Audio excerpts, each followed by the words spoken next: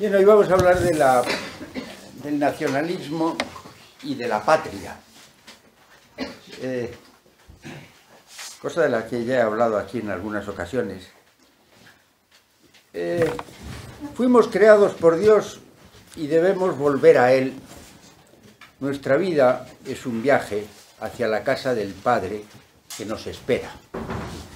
Así empieza el ejercicio de la buena muerte. Este ejercicio piadoso, pues habla de la casa del Padre. Pero Santo Tomás hablaba también, no de la casa del Padre, sino de la patria celeste, la verdadera patria, la auténtica patria a la que todos, en última instancia, desearíamos ir. En un segundo sentido, pues la patria es la de los que estamos penando en este mundo, las de los que vivimos en la miseria, dice Santo Tomás.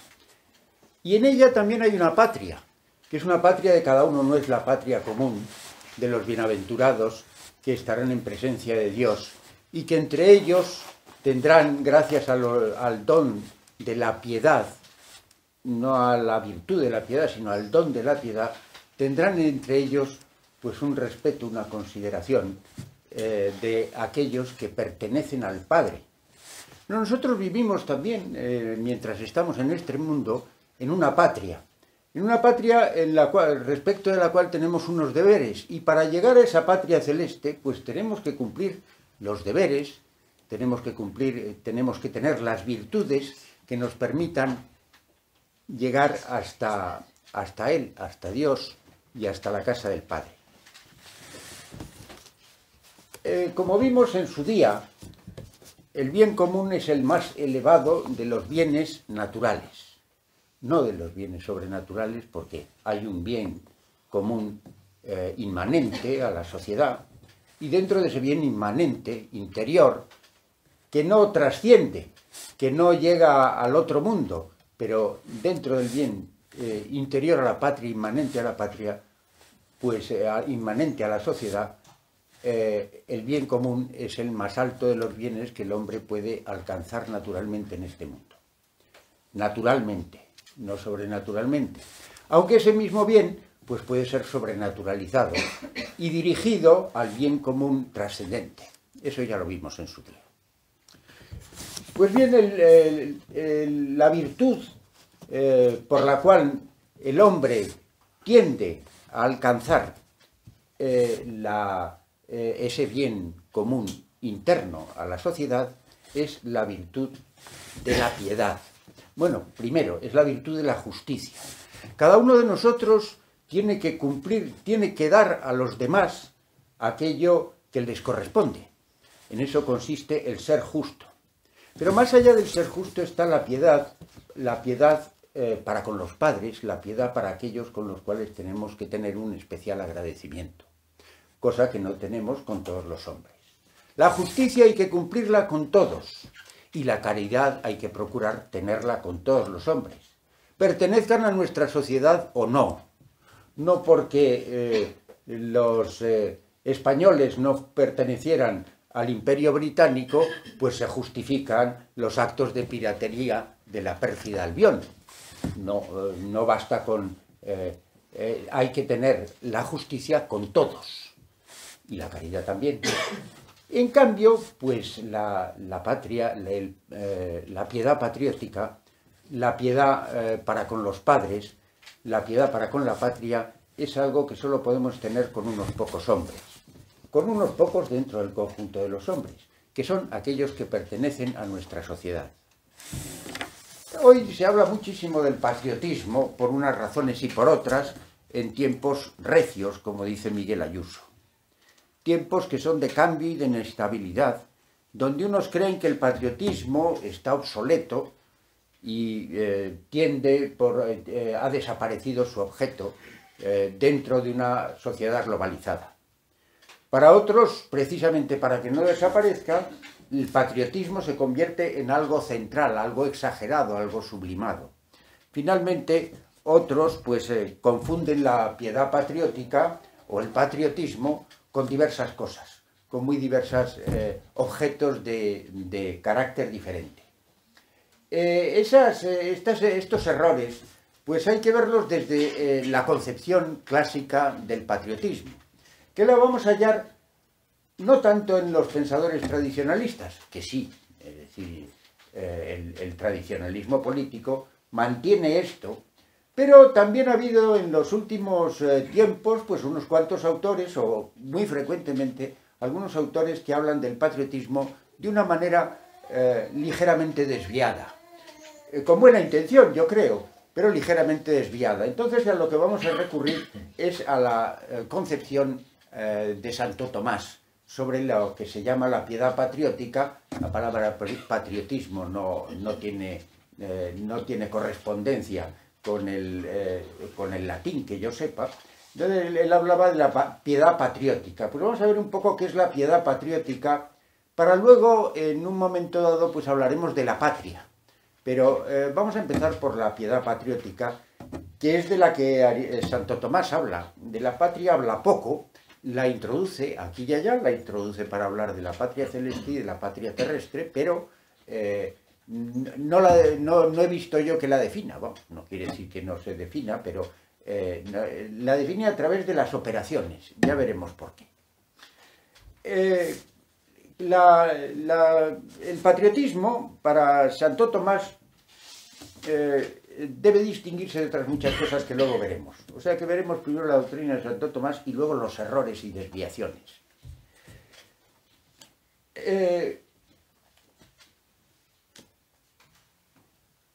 Para Santo Tomás, la piedad es una virtud especial que se dirige a aquellos con los cuales tenemos un especial deber, una especial deber de agradecimiento.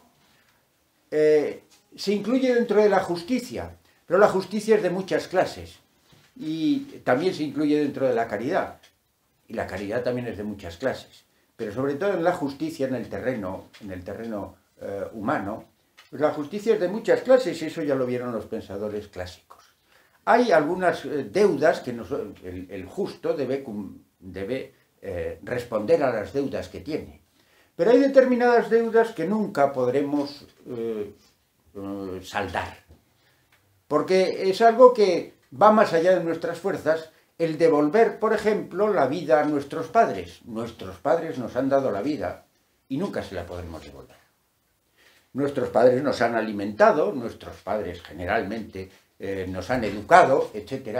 Todo eso no se lo podremos devolver. Y tenemos por consiguiente respecto de los padres, que es la palabra de la cual viene el término patria, tanto la celeste como la terrestre, pues respecto de los padres nosotros nunca podremos devolverle aquello que nos han dado.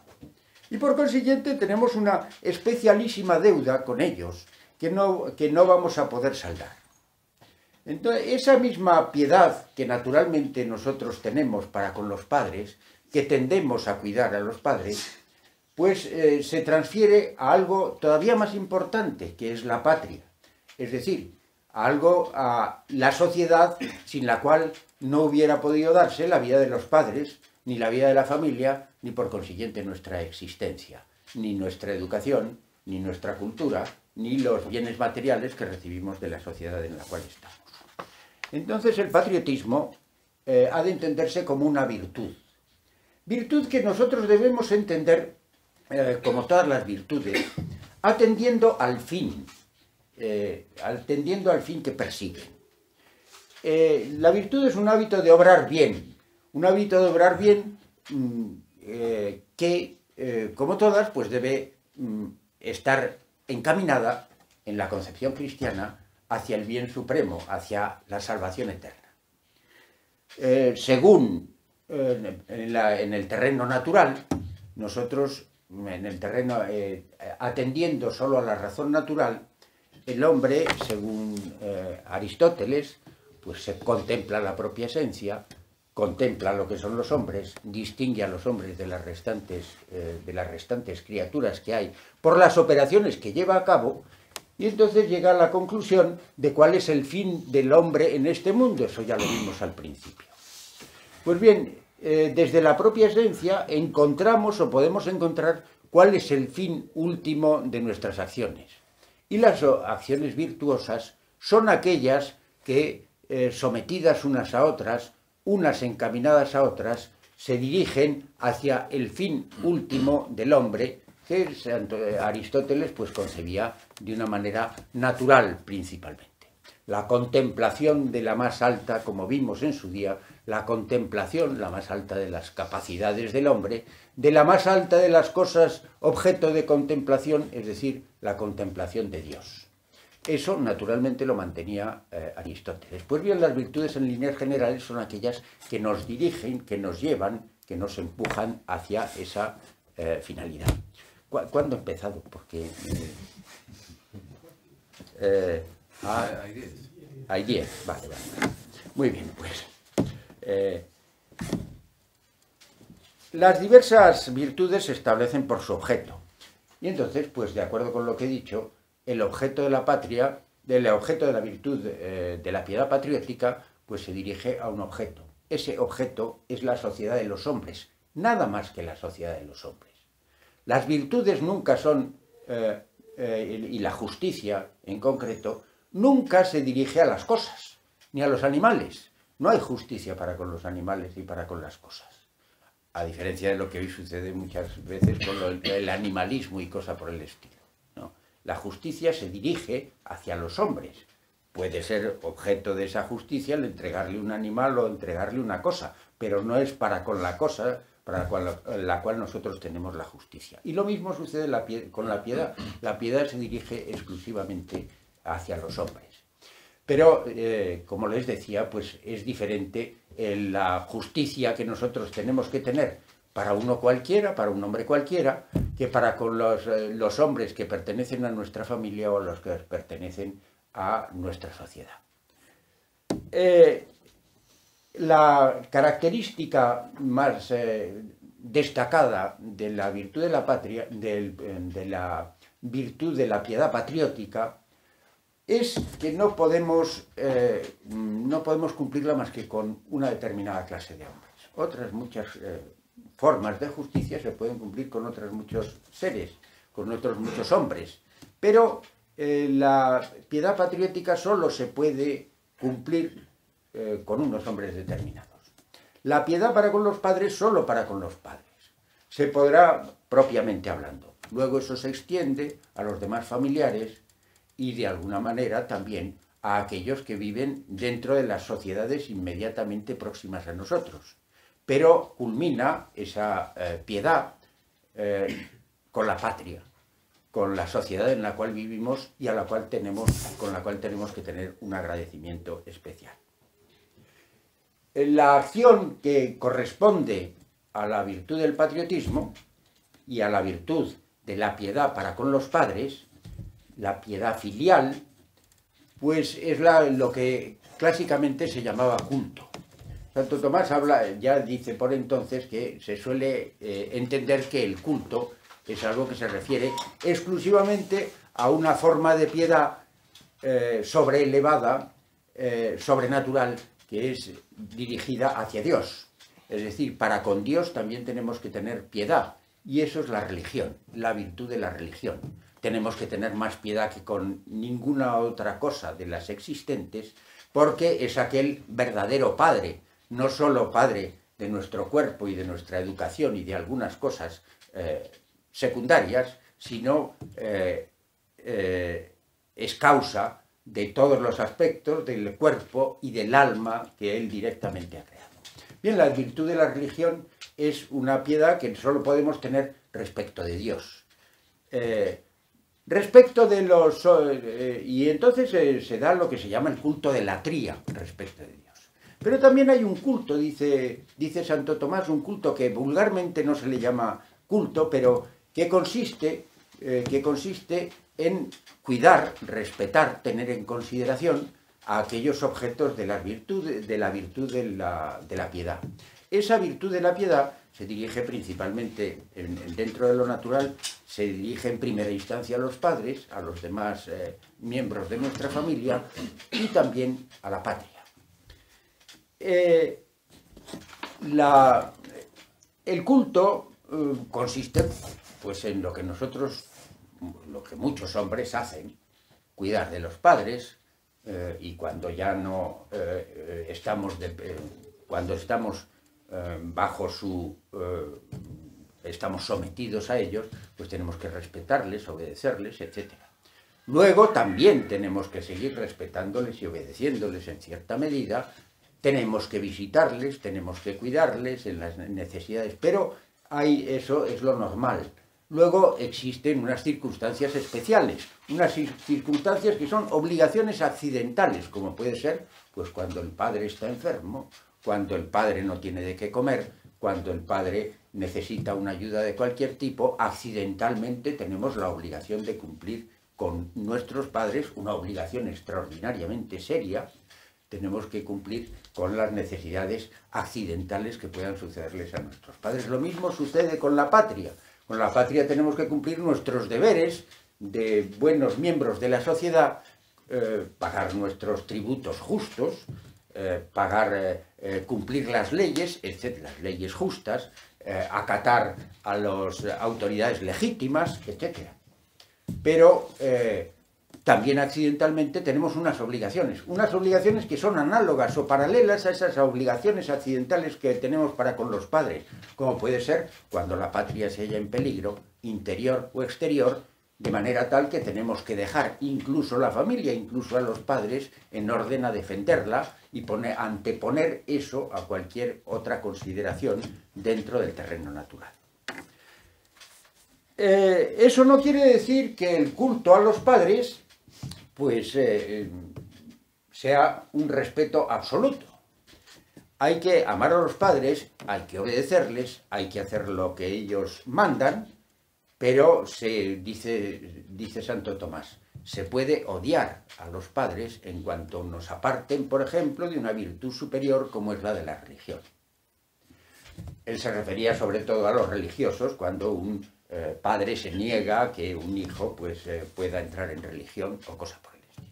Pero también de manera general. Pues bien, lo que nosotros tenemos que hacer, igual que en el bien común, no se trata de hacer aquello que quiere la sociedad, sino aquello para lo cual está destinado naturalmente y sobrenaturalmente la sociedad. Por tanto, pues no tenemos en absoluto que que cumplir con los deseos ni de los padres que nos quieren apartar del buen camino, ni tampoco de la sociedad que esté dirigida hacia unos fines que sean ajenos a la salvación de los miembros de la sociedad.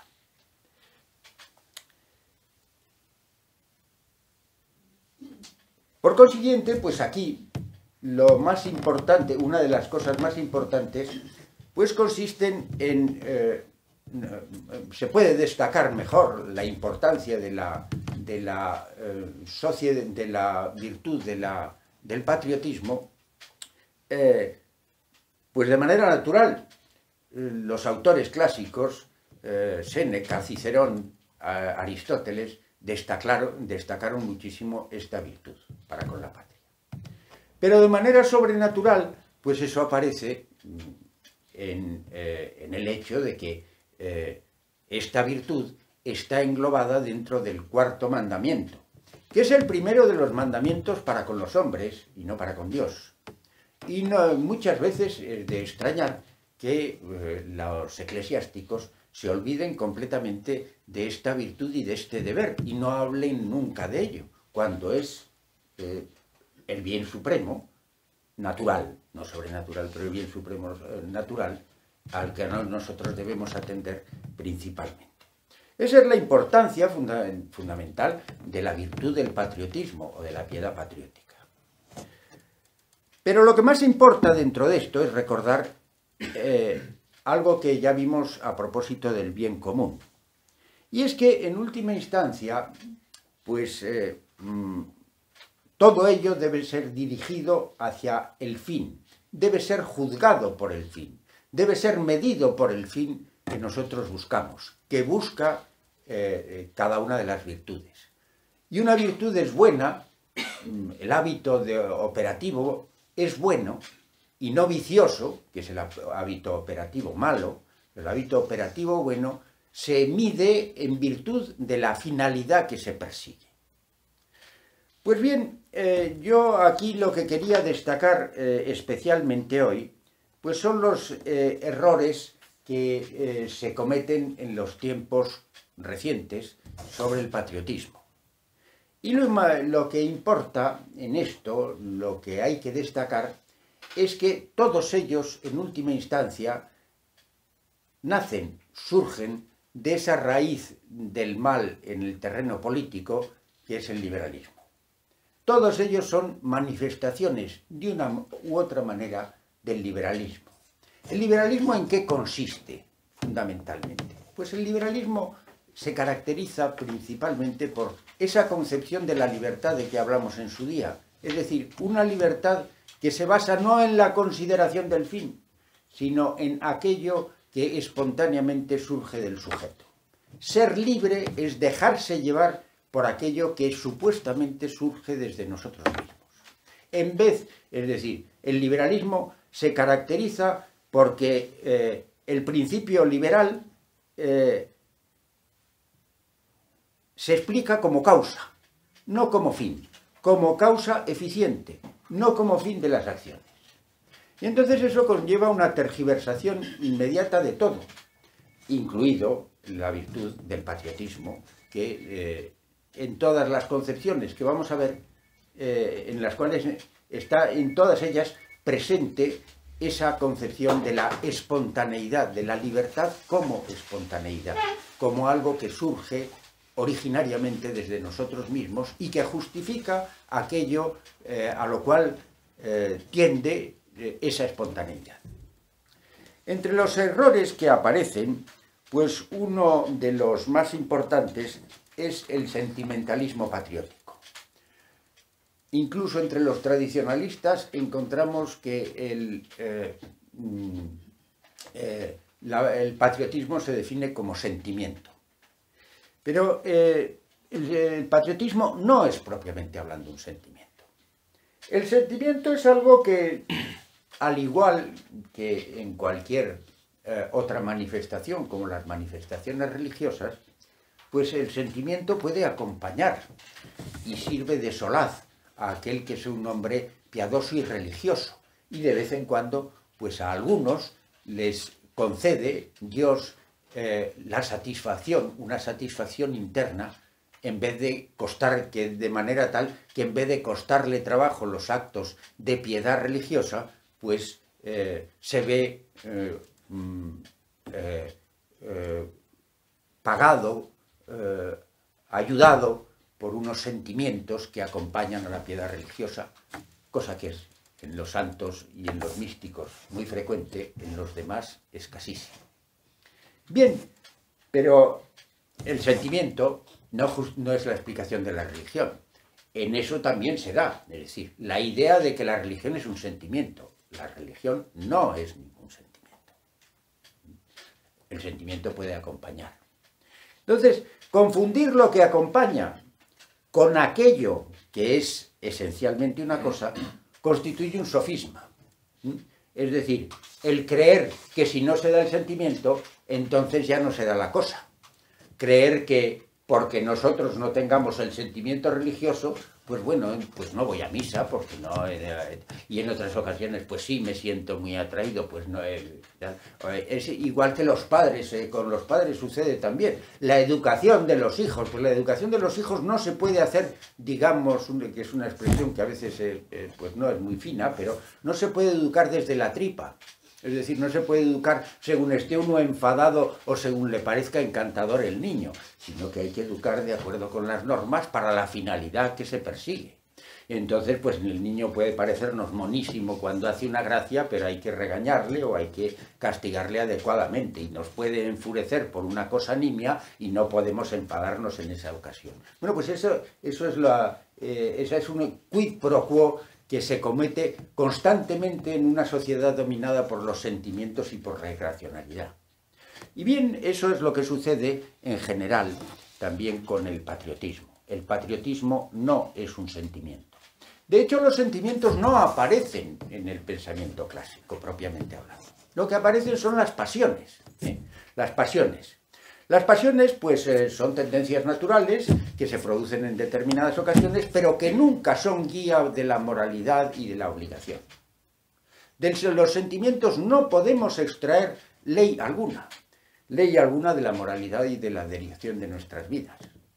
Tienen que acompañar en determinadas circunstancias, etcétera, etcétera, pero, pues bueno, el matrimonio se puede hacer de acuerdo con el sentimiento, pero no es absolutamente imprescindible. Ha habido matrimonios concertados que son perfectamente válidos y que son perfectamente admisibles, por poner otro ejemplo de el engaño que conlleva el sentimentalismo en líneas generales en el terreno de la moral y de la práctica. Pues bien, ¿por qué se le da tanta importancia a este sentimentalismo que en realidad pues, surgió en el siglo XVIII? Hume y Rousseau hicieron un gran uso de él y se ha convertido en muchos terrenos pues, en la guía de la ética y de la política. ¿Por qué? Pues porque, en cierto modo, eso se convierte, el sentimiento es algo que parece surgir de nosotros mismos. No es algo que nos lleva hacia, de acuerdo con la ley de aquel que ha puesto la dirección de nuestra vida en él mismo, sino que es algo que surge de nosotros mismos. Es una concepción humanista, que hace del hombre, o que consigue dar la impresión de que aquello a lo cual uno sigue es a uno mismo o a la propia sociedad. Es decir, en su conjunto, esta concepción sentimental viene a identificarse con la concepción liberal. Es una de las manifestaciones más elementales de la concepción liberal, que identifica con aquello que sale de mí la ley o la obligación que tenemos para con las cosas que nos rodean, y no de una ley ajena a uno mismo, que ha sido, que se puede encontrar en la naturaleza o se puede encontrar en el Decálogo o en cualquiera de las enseñanzas de la Iglesia. Por tanto, pues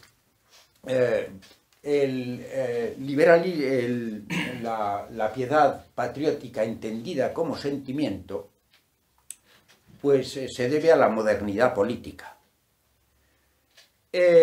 Dirán ustedes, pero bueno, ¿y qué tiene de malo seguir un sentimiento bueno? Pues bueno, en general hay que desconfiar de eso. Es decir, en la mayor parte de los casos tenemos que hacer lo que no nos gusta. Y el estar queriendo hacer las cosas solo cuando nos gusta, pues es una mala señal. Es una mala señal en líneas generales. No siempre, evidentemente, no siempre, pero en muchas ocasiones, pues es algo que deja de estar sometido a la razón, y la razón es la que nos dice a dónde contemplando nuestra naturaleza, cuál es la finalidad de nuestra naturaleza. Eso pertenece a la razón, no al sentimiento ni a la voluntad. Eso se ve especialmente claro cuando nosotros consideramos pues, el sentimiento que pueden tener muchos de nuestros conciudadanos, muchos de los hombres. Nosotros no podemos justificar el patriotismo de los liberales, de los protestantes, de los comunistas. Bueno, esos son más bien internacionalistas. No podemos justificar ese sentimiento que pueden tener hacia la patria los musulmanes, hacia su patria o hacia la nuestra, que también quieren conquistar o lo que sea. ¿Por qué no va? Porque hay que tener respeto hacia ellos, hay que respetar el sentimiento patriótico, cada uno en su patria y cada uno a su manera y cada uno con el fin para el cual se quiere dirigir. Eso es completamente falso. No es patriotismo aquello que nos dirige hacia la condenación y no hacia la salvación dentro de la ciudad. La ciudad está hecha para que nosotros, los individuos, lleguemos a salvarnos. En el otro mundo no habrá patria, pero la patria es un instrumento imprescindible para nuestra salvación dentro de la sociedad, bueno, imprescindible, relativamente imprescindible para nuestra salvación y para nuestra existencia. Pero desde el momento en que el patriotismo se confunde con el sentimentalismo, entonces ya no es patriotismo, ya no tiene nada de virtud, es un vicio gravísimo.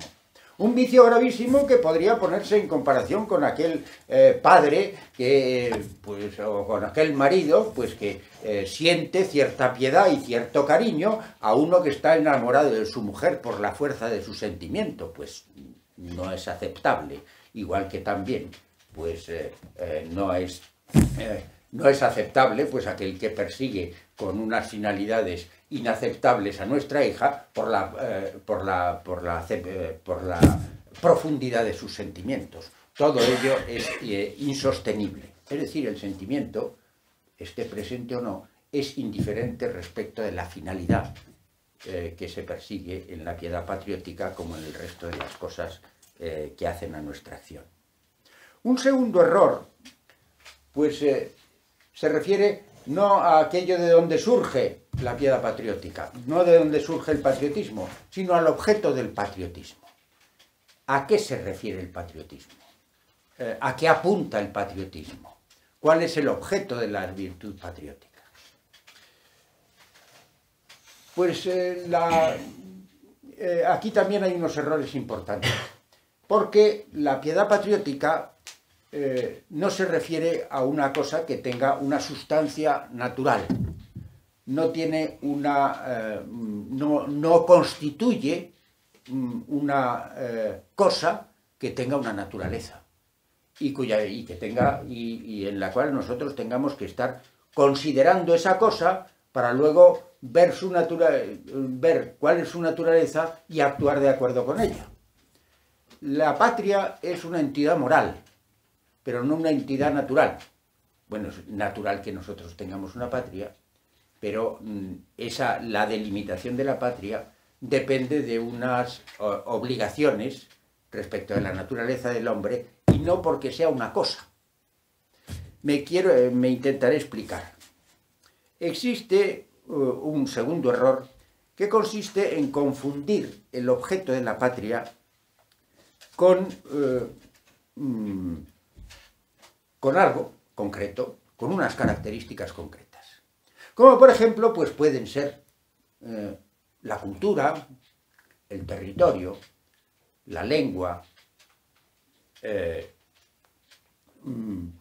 la raza, todas esas características que podríamos quizá hallar y que se quieren hallar, unos y otros quieren hallar en la sociedad en la que vivimos, pues a veces se confunden con el objeto de la patria, con el objeto del patriotismo, es decir, se confunden con la patria.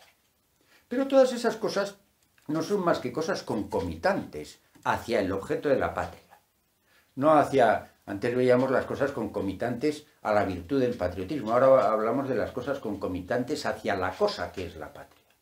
Esa cosa que es la patria, en la medida en que es una cosa, y en la medida en que las entidades morales también son una cosa, pero no son una cosa que esté sustancializada, pues este intento de buscar unas características especiales dentro de una cosa determinada que sea la patria, conduce a lo que se llaman los identitarismos. Es decir, eso le pasa a todos los que, incluso tradicionalistas y otros, a los que quieren describir la patria. ¿Cómo describimos la patria? Como un territorio, como una lengua, como una cultura, como una historia, como una lengua, como una raza. No hay manera de describirlo, porque todas esas cosas pueden faltar. Ha habido naciones, ha habido sociedades en las cuales que han pervivido sin territorio, que no han tenido unidad de lengua, que tenían diversas culturas o culturas muy dispares, etcétera, etcétera. ¿Cuál es la unidad de la patria? Pues la unidad de la patria no hay manera de hallarla. En eso se ve especialmente claro cuando encontramos el término nación, cuando se quiere confundir la patria con la nación. Los clásicos hablaban, bueno, la palabra nación pues era muy común, ¿eh? Y se hablaba en las universidades, pues se designaba a los alumnos como a Pedro Hispano, pues un Pedro que era de nacionalidad española. Pero la nación es algo muy diferente a la patria. La patria apunta hacia aquello a lo cual nos dirigimos. La nación, aquello de donde nacemos, viene de nasci, del latín nasci, y pretende determinar desde las características existentes en una determinada sociedad nuestras obligaciones para con la patria, cuando no es así. Todas esas características pueden desaparecer de una manera o de otra. La nación es una noción aceptable que designa lo mismo que la patria, pero bajo otro aspecto. No el de la finalidad, sino el del origen.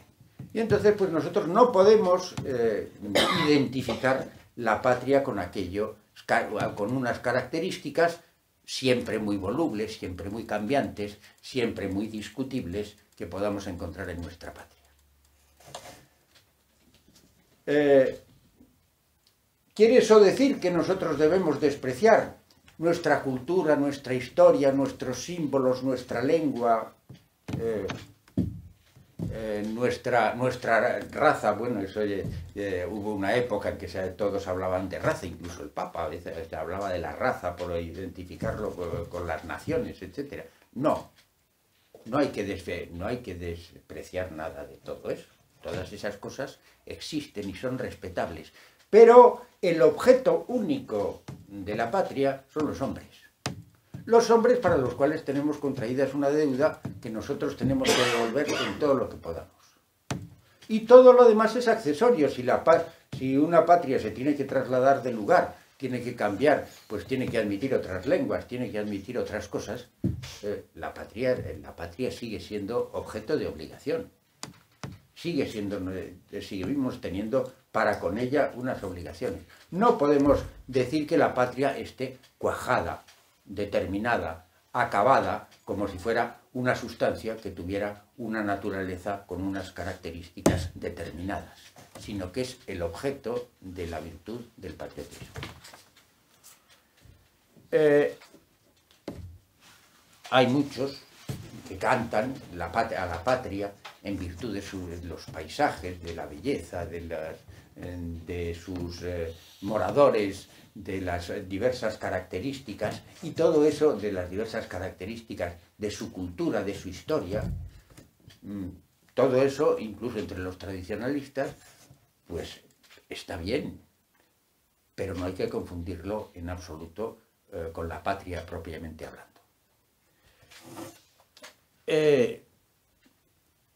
Nosotros podríamos, los españoles, pues podríamos presumir de muchas de esas cosas, de nuestra historia, de nuestros hechos, de nuestra cultura, etc.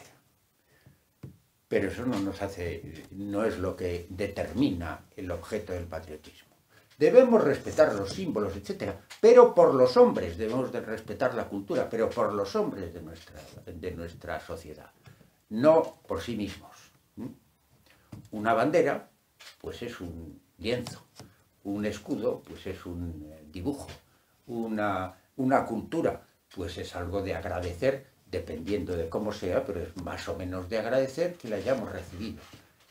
Nuestra historia, podemos ufanarnos de muchas cosas. También hay vergüenzas que habría que ocultar, pero en realidad, pues todas esas cosas las tenemos que respetar y eso lo dice Santo Tomás, lo debemos respetar por los hombres a los cuales con los cuales tenemos contraída una deuda.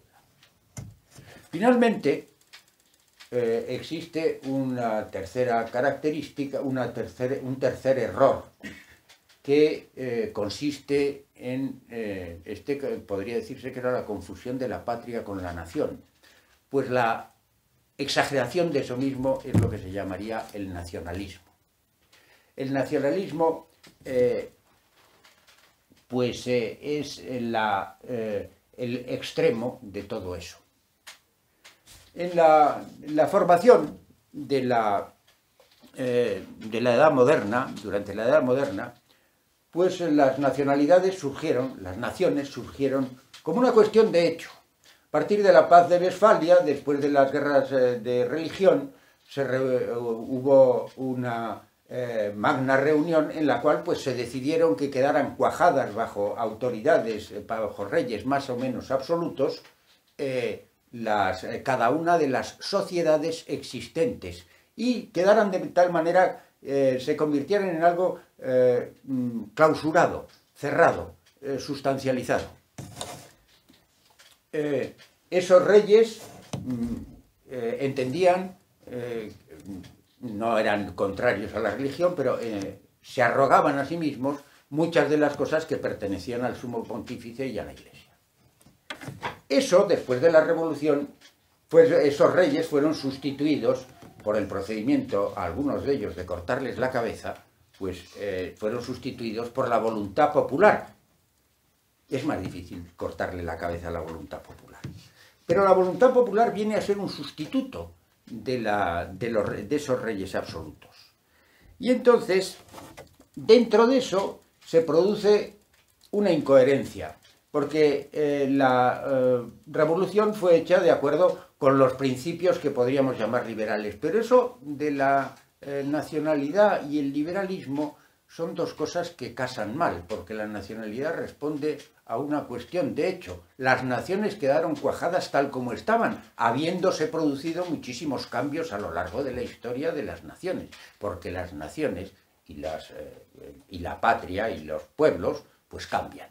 Pero quedaron cuajadas en aquel momento, y entonces pues el liberalismo entendía que la nación debía seguir la voluntad nacional. Pero la voluntad nacional, ¿dónde empieza y dónde acaba? ¿Cuáles son los límites? ¿Quiénes son los que tienen que votar o quiénes son los que admiten el supuesto pacto que el liberalismo dice que está en el origen de las sociedades? Pues es que tenían que ser las sociedades esas. Francia, Inglaterra, España, las otras naciones, tenían que permanecer tal cual, pero al mismo tiempo basarse en un principio de voluntad nacional. Pero esa voluntad nacional supuestamente la acatarán aquellos que voten una constitución. ¿Y los que no la votan, qué? Y los que, pasados unos años, no la han votado nunca, ¿qué sucede con ellos? ¿Tienen que seguir con eso? ¿Tienen que seguir con la misma constitución y admitiendo los mismos límites? Naturalmente, pues eso, dentro de la concepción liberal y moderna, no tiene fácil solución. No hay manera de resolver eso. Eso es lo que les pasa a los constitucionalistas con Cataluña. Pues, Cataluña, pues al cabo de unos años, pues decide otra cosa, por medio de propaganda y de tal, habiendo el gobierno hecho dentro de su perspectiva, habiéndolo hecho fatal, y etcétera, pero pues ¿qué se atiende? A esa supuesta voluntad de los catalanes, o de unos pocos catalanes, o de los que hacen más ruido, a saber, y de los otros españoles. ¿Qué juego de voluntades hay ahí? ¿Cómo se resuelve eso? Porque las voluntades populares de toda España y la de Cataluña, por otro lado, etcétera, eso no tiene solución posible desde esa perspectiva. Entonces se dio una perspectiva diferente, una perspectiva que estaba implícita en todo ello, y que estaba implícita en las ideas de Rousseau, que pretendía identificar la voluntad del individuo en la sociedad que él preconizaba. Se suponía que había un pacto, y ese pacto hacía que el individuo se identificara con la sociedad, se identificara con la voluntad nacional que la llevaba a cabo el gobierno, o el soberano, como él llamaba. Entonces, se es libre porque el soberano, es decir, el Estado y el gobierno que ha sido elegido, es libre de toda constricción exterior a él mismo. No hay ninguna ley fuera de él mismo. Pues bien, en esa idea había un trasfondo que luego pues fue creciendo.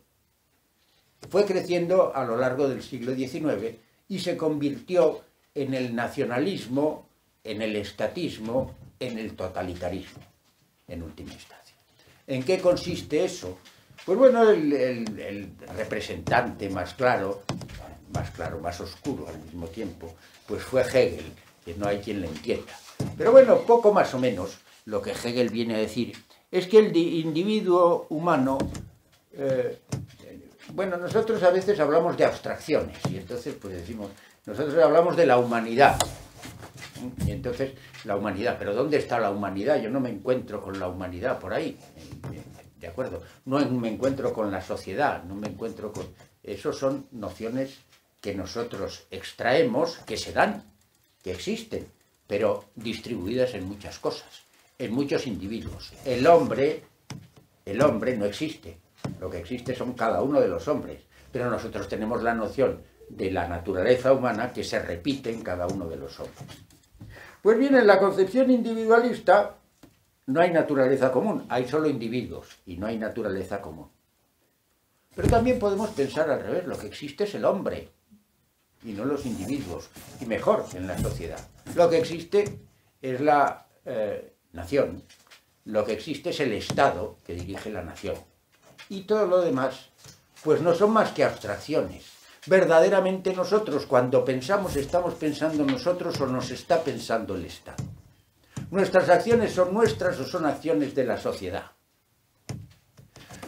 Es una manera muy retorcida de ver las cosas, pero es una manera que consiste en dar la vuelta y en que el problema de las nacionalidades se resuelva y de los estados y de la sociedad política.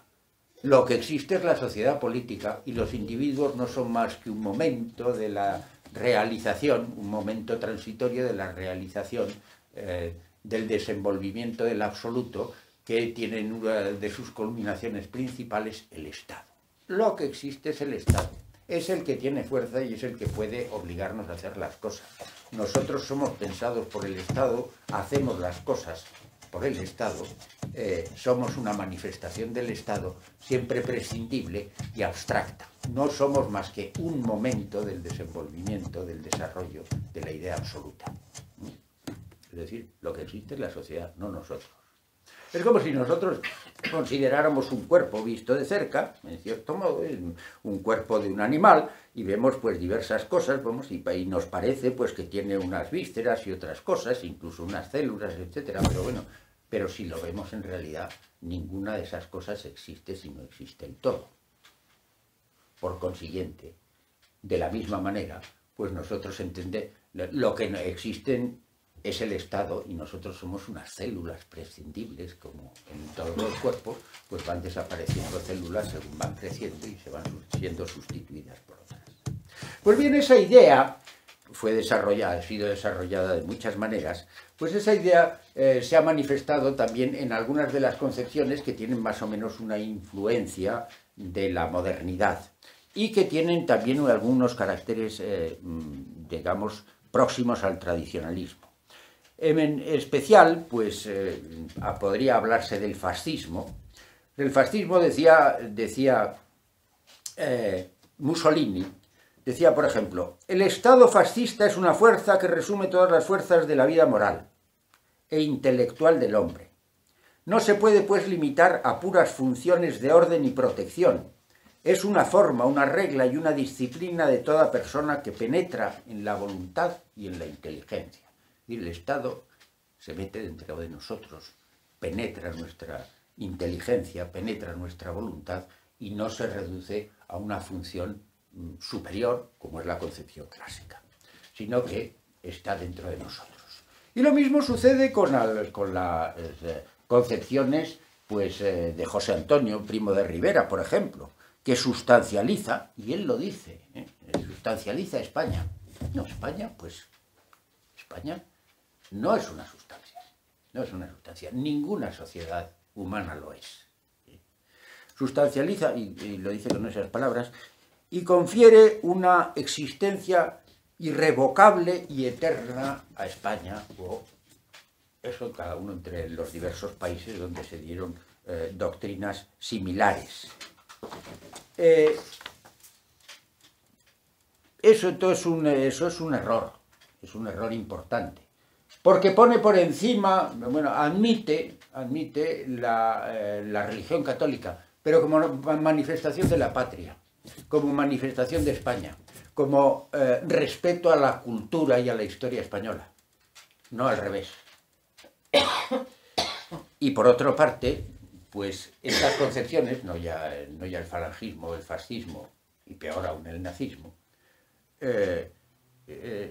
todas estas concepciones al mismo tiempo destruyen la organización natural de la sociedad, de manera tal que la sociedad se concibe como un organismo que tiene una sola cabeza, el Estado.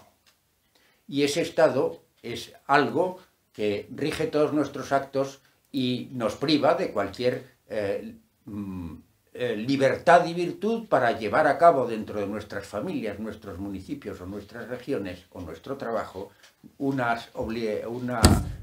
tomar unas decisiones responsables en orden a la consecución mejor de los fines naturales. Es decir, en esta concepción se destruye la concepción orgánica de la sociedad para convertirse en una sustancia con una sola cabeza. ¿Qué hay que decir a este respecto? Pues que las naciones no son las últimas ni las únicas cosas a las cuales se debe dirigir la piedad. La piedad se debe dirigir.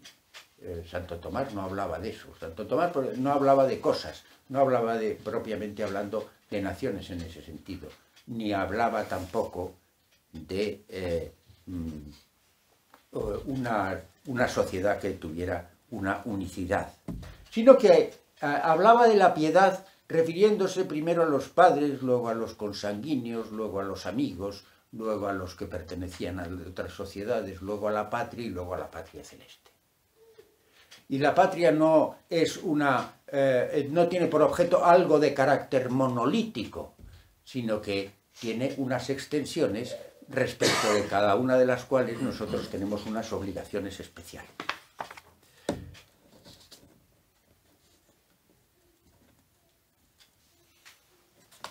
¿Hasta dónde llega nuestra obligación para con la patria? En ese sentido. Pues bien, hay que aceptar que la patria puede ampliarse, es decir, puede unirse como en la cristiandad con el imperio, y tenían los medievales una obligación para con el imperio. Pero también hay unas obligaciones para partes de la patria. Y la patria puede verse en la obligación de dividirse. Eso es algo que resulta escandaloso a las concepciones actuales, según las cuales pues cualquiera de las sociedades en las que viven los occidentales tienen que permanecer siempre unidas. Bueno, no se puede afirmar eso, porque lo importante es la finalidad con la cual se persigue, con la cual se cumple la virtud de la piedad. Hay que pensar en el fin.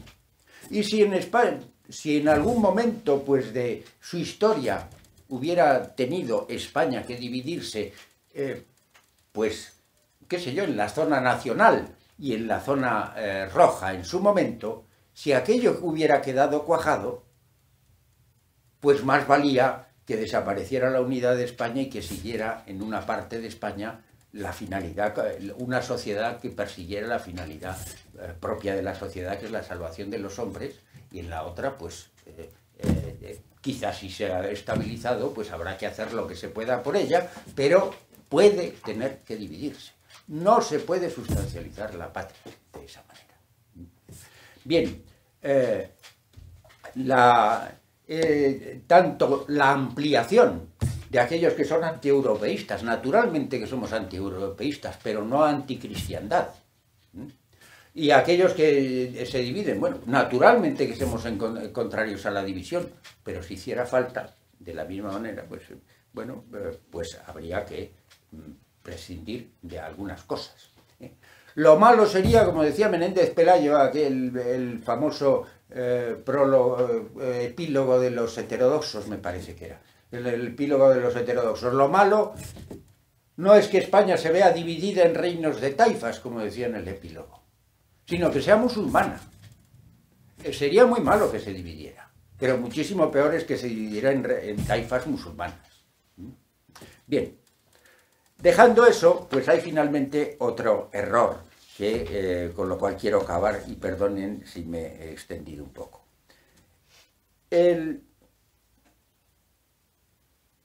Los católicos cometen de todo esto, pues de lo que hemos hablado, pues se da en terrenos que no son generalmente especialmente católicos, aunque han contagiado mucho a los católicos. Entre otras cosas porque nos hemos acostumbrado demasiado al Estado, a la aceptación del Estado y de la sociedad cerrada, desde hace muchos siglos, desde el siglo XVII, XVIII, pero principalmente en el XVIII, XIX, XX y en los totalitarismos recientes, estamos acostumbrados al Estado como algo ineluctable y como algo a lo cual nos debemos someter. Pero bueno, eso no es más que una influencia, un tanto externa, y los que hablan, por ejemplo, del sentimentalismo, pues generalmente creo que piensan en la virtud, aunque la designan por medio de los sentimentalismos, eso entre los tradicionalistas. Pero hay otras cosas que pertenecen más bien a los católicos de manera general. El primer error de ese es la concepción mariteniana, en la cual pues, el hombre no tiene unas obligaciones para la sociedad, para el Estado propiamente hablando. Es decir, que no existe el patriotismo desde la concepción del catolicismo liberal, no tiene sentido propiamente hablando.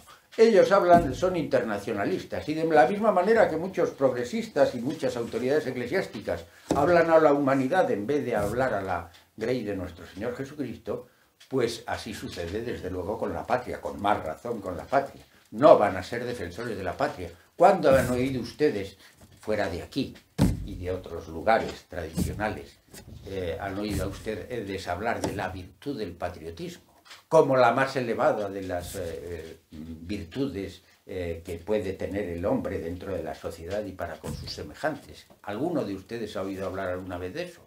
Que no sea en estos ámbitos. Pues ninguno, porque si las autoridades hablan a la humanidad en general y no a los fieles, y no les dirigen para que conviertan a la humanidad, sino que hablan desde un trono que se refiere a todos los hombres, pues con más razón no van a estar defendiendo al patriotismo. Pero hay otra postura, que esa es una postura extrema, perteneciente más o menos al catolicismo, o que se da entre los católicos, pero que no se puede decir que es precisamente contrapuesta al pensamiento católico tradicional, pero dentro de los católicos. Pero hay otra que es la idea que se da ya entre los mismos tradicionalistas. La idea de que nosotros, toda nuestra obligación se dirige exclusivamente a aquellos con los que les comulgamos en la concepción tradicional de la religión. La idea de que nosotros tenemos solo que preocuparnos por pertenecer a los pequeños grupos o grandes. Unos sitios son más grandes y otros más pequeños. Aquí y en general pues hay pequeños grupos, a los cuales nos entregamos y trabajamos por ellos, pero dan por definitivamente perdida al resto de los miembros de la sociedad con las cuales seguimos teniendo una obligación patriótica, porque nosotros con el resto de los españoles, y en cierto modo con el resto de lo que era la cristiandad, pues seguimos teniendo unas obligaciones de agradecimiento. Gracias a ellos vivimos, aunque no comulguen en nuestras ideas. La idea de que nos debemos entregar exclusivamente a nuestros pequeños guetos y no ocuparnos de nada del exterior, que ya está definitivamente perdido. Eso es un grave error. Y es un grave error que parece que es extraordinariamente tradicionalista, pero es todo lo contrario, es en realidad liberal también. Y es liberal porque viene a coincidir con la concepción comunitarista. según la cual en vez de pedir el respeto de cada uno de los individuos respecto de las cosas que salen de nosotros mismos, pedimos respeto a las demás comunidades que viven dentro de la sociedad para nuestra pequeña comunidad o grande comunidad. Y les dejamos que hagan lo que quieran. No pretendemos ni convertirles, ni transformar la sociedad, ni trabajar por la sociedad en su conjunto, que es nuestra obligación. La obligación para todo el conjunto de la sociedad, a la cual tenemos que estar agradecidos, aunque sea desviada, decadente, miserable y otras muchas cosas que no conviene citar para no enfadarse excesivamente. Eso, pues, sucede en muchas ocasiones, pero también sucede en la comunidad tradicionalista. Es maravilla ver cómo hay católicos muy puntillosos, católicos muy entregados, que no hacen nunca nada malo en su vida, o muy pocas cosas, todo el mundo peca 7 veces al día, pero que son especialmente santos, parecen especialmente santos, pero no mueven un dedo, no dan una peseta, no se toman un trabajo, una peseta, un euro, la vejez me sale, no hacen nada en favor de la patria, cuando es una de las obligaciones mayores que nosotros tenemos respecto de los demás. Igual sucede poco más o menos lo mismo que a esos progresistas que no se ocupan de sus padres, pero se dedican a las ONGs y a las cosas de estas por el estilo y trabajan enormemente en favor de eso, pero de sus padres y de sus allegados y de sus obligaciones tal, respecto de la sociedad no mueven un dedo. Tenemos que vencer la reacción egoísta de los viejos y de los jóvenes. De los viejos, pues ahí les dejo eso y que se las arregle. Y de los jóvenes, pues que dicen, yo me voy a entretener porque no me quiero enterar de nada. Tenemos que tenemos que recordar esta obligación tremenda que tenemos según el 4.º mandamiento, igual que para con los padres, más que para con los padres.